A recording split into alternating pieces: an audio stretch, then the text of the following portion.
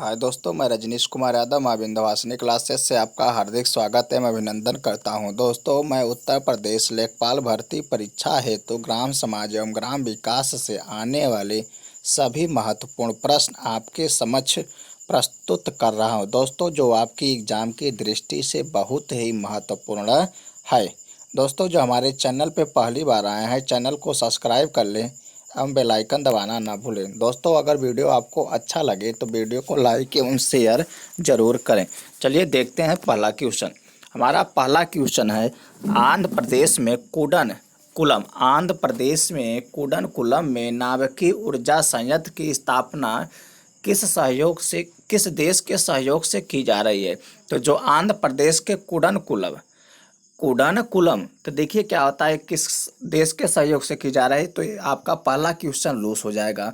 अब दूसरा क्वेश्चन क्या बनेगा कि आंध्र प्रदेश में, या ये पूछ लेता है कि कूडनकुलम ऊर्जा संयंत्र कहाँ स्थित है। तो ये कहाँ स्थित है, ये आपका हो जाएगा आंध्र प्रदेश में। चलिए देखते हैं अगला क्वेश्चन।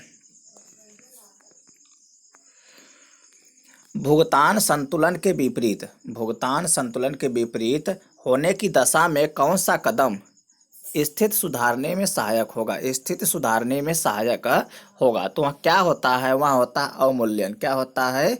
अवमूल्यन। अगला क्वेश्चन कह रहा है कि एशियाई विकास बैंक का मुख्यालय किस स्थान पर स्थित है। तो किस स्थान पर स्थित है? यह आपका स्थित है मनीला में। कहाँ स्थित है? मनीला कहाँ पड़ता है? फिलीपींस में। कहाँ पड़ता है? फिलीपींस में।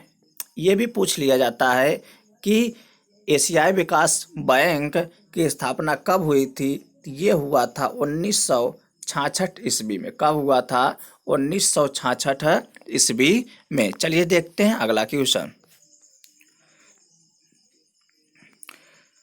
14वें वित्त आयोग के अध्यक्ष कौन थे? तो वह थे डॉक्टर वाई वी रेड्डी। कौन थे? Doctor Y V Reddy. अगला क्वेश्चन कह रहा है कि वित्त आयोग का जो गठन किया गया है वह प्रावधान संविधान के किस भाग में है। तो यहाँ किस भाग की जगह किस अनुच्छेद होना चाहिए था? क्या होना चाहिए था? किस अनुच्छेद में है? तो किस अनुच्छेद में है? यह है अनुच्छेद 280 में। किस अनुच्छेद में है? अनुच्छेद 280 में है। चलिए देखते हैं अगला क्वेश्चन। किस पंचवर्षीय योजना में आर्थिक समृद्धि की दर अपने लक्ष्य से अधिक रही। तो ऐसी कौन सी पंचवर्षीय योजना थी जिसमें आर्थिक समृद्धि दर अपने लक्ष्य से अधिक रही? तो वहाँ थी आपकी 8वीं। कैसी थी? ये थी 8वीं। अगला क्वेश्चन कह रहा है कि शेयर बाजार का प्रभावपूर्ण नियंत्रण किसके माध्यम से किया जा रहा है। तो जो शेयर बाजार का नियंत्रण किसके माध्यम से किया जाता है? क्या किया जाता है? सेबी के माध्यम से। किसके माध्यम से? सेबी के माध्यम से। चलिए देखते हैं अगला क्वेश्चन। दोस्तों, अगर वीडियो आपको अच्छा लग रहा है तो वीडियो को लाइक एवं शेयर जरूर करें, और जिससे आपके दोस्त, आपका भाई जो उत्तर प्रदेश लेखपाल भर्ती परीक्षा की तैयारी कर रहे हैं उनका भी सिलेक्शन हो जाए।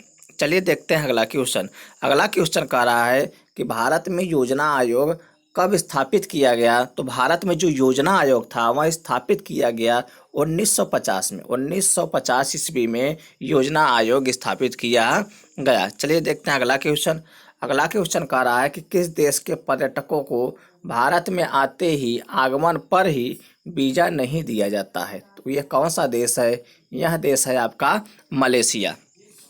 चलिए देखते हैं अगला क्वेश्चन हमारा, भारत में उपभोक्ता मूल्य सूचकांक आधारित मुद्रास्फीति के आंकड़े किसके द्वारा प्रतिमाह जारी किए जाते हैं। तो किसके द्वारा जारी किए जाते हैं? ये जारी किए जाते हैं सांख्यिकी और कार्यक्रम कार्यान्वयन मंत्रालय द्वारा। किसके द्वारा? सांख्यिकी और कार्यक्रम कार्यान्वयन मंत्रालय द्वारा जारी किया जाता है। चलिए देखते हैं अगला क्वेश्चन कह रहा है, ये इम्पॉर्टेंट क्वेश्चन है, ये वेरी इंपॉर्टेंट क्वेश्चन है। ये क्या है आपका? वूल एंड वियर शब्द किस से संबंधित है? बुल एंड बियर शब्द किससे संबंधित है? तो यह है आपका शेयर बाजार से, शेयर बाजार से संबंधित है। चलिए देखते हैं अगला क्वेश्चन।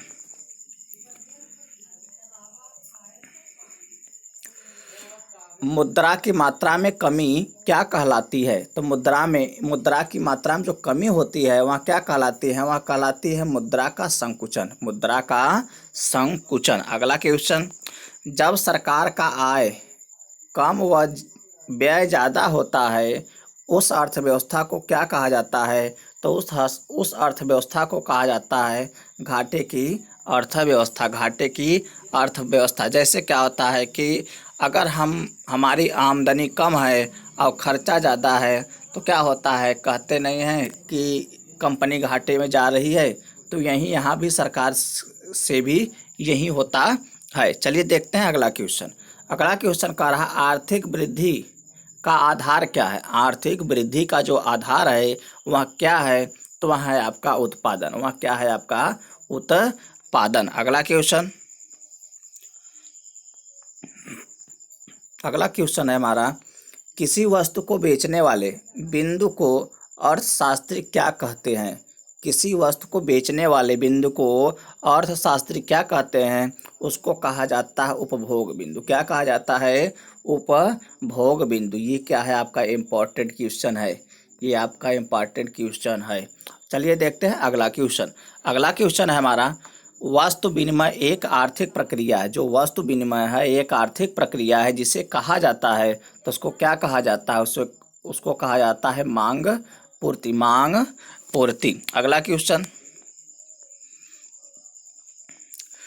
भूमि के उपयोग के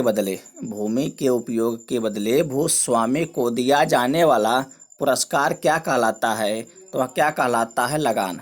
क्या कहलाता है? लगान कहलाता है। अगला क्वेश्चन, कौन सा उत्पादन प्रकृति का निःशुल्क उपहार है? तो वह क्या है? वह है भूमि। ये क्या है? भूमि प्रकृति का निःशुल्क उपहार है। चलिए देखते हैं अगला क्वेश्चन।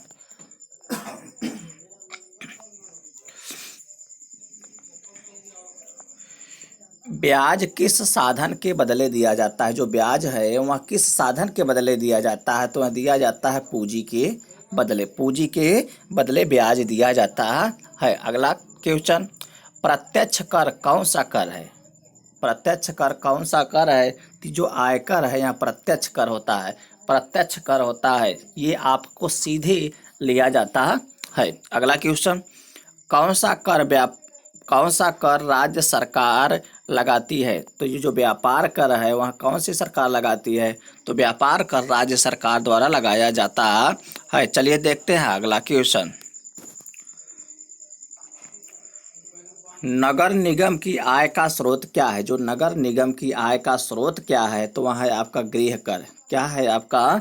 गृह कर। अगला क्वेश्चन, भारत की जनसंख्या की आजीविका का मुख्य स्रोत क्या है? तो जो भारत की जनसंख्या है उसकी जो आजीविका है उसका मुख्य स्रोत क्या है? तो उसका मुख्य स्रोत है कृषि। क्या मुख्य स्रोत है? कृषि। अगला क्वेश्चन, हथकरघा या हथकरघा उद्योग का उदाहरण क्या है? तो ये क्या है आपका? कुटीर उद्योग। हम लोग कुटीर उद्योग को हथकरघा उद्योग कहते हैं। चलिए देखते हैं अगला क्वेश्चन। दोस्तों, अगर वीडियो आपको अच्छा लग रहा है तो वीडियो को लाइक एवं शेयर जरूर करें, और जो दोस्त पहली बार हमारे चैनल पे आए हैं चैनल को सब्सक्राइब कर लें और बेल आइकन जरूर दबाएं। चलिए देखते हैं अगला क्वेश्चन। अगला क्वेश्चन है हमारा, आर्थिक नियोजन। आर्थिक नियोजन का क्या अर्थ है? तो आर्थिक नियोजन का क्या अर्थ है? क्या अर्थ है? संसाधनों का उचित उपयोग करना, संसाधनों का उचित उपयोग करना। अगला क्वेश्चन है हमारा, भारत की विधि ग्रह मुद्रा क्या है? तो भारत की विधि ग्रह मुद्रा क्या है? रुपया। क्या है? रुपया। अगला क्वेश्चन है हमारा, सरकार द्वारा पुरानी मुद्रा बंद करके नई मुद्रा का चालन क्या कहलाता है? तो क्या कहलाता है? विमुद्रीकरण। सरकार जब पुरानी मुद्रा को, पुराने रुपया पैसा को बंद करके नई मुद्रा चलाता है तो वह क्या कहलाता है? वह कहलाता है विमुद्रीकरण। क्या कहलाता है? विमुद्रीकरण। चलिए देखते हैं अगला क्वेश्चन। अगला क्वेश्चन है हमारा कि स्वतंत्रता के बाद कितनी बार रुपए का अवमूल्यन हुआ है। कितनी बार अवमूल्यन हुआ है, तो वह हुआ है 3 बार। स्वतंत्रता के बाद कितनी बार रुपए का अवमूल्यन हुआ है, तो वह हुआ है 3 बार। चलिए देखते हैं अगला क्वेश्चन।